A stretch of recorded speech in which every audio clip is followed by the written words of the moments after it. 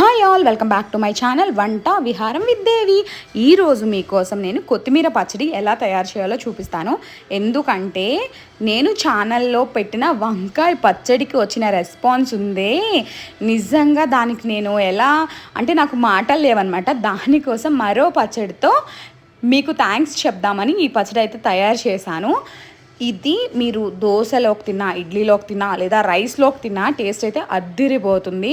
డెఫినెట్గా ఇంట్లో ట్రై చేసేయండి.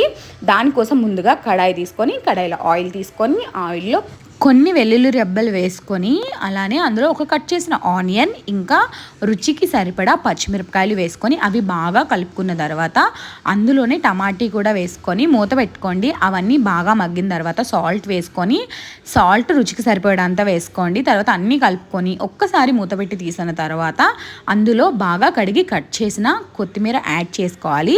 దాని తర్వాత కొత్తిమీర బాగా కలుపుకొని ఒక్కసారి మూత పెట్టుకుంటే ఫ్లవర్స్ అన్నీ కరెక్ట్గా మిక్స్ అవుతాయి, బాగా మగ్గుతాయి కొత్తిమీర ఇంకా పచ్చిమిర్చి కూడా. అప్పుడు తీసి గ్రైండ్ చేసుకొని రైస్లో మీరు గీతో కానీ ఆయిల్తో కానీ ట్రై చేయండి, అసలు అద్దిరిపోతుంది. మస్ట్గా చల్లారి పెట్టుకున్న తర్వాతనే మిక్సీ పట్టుకోండి.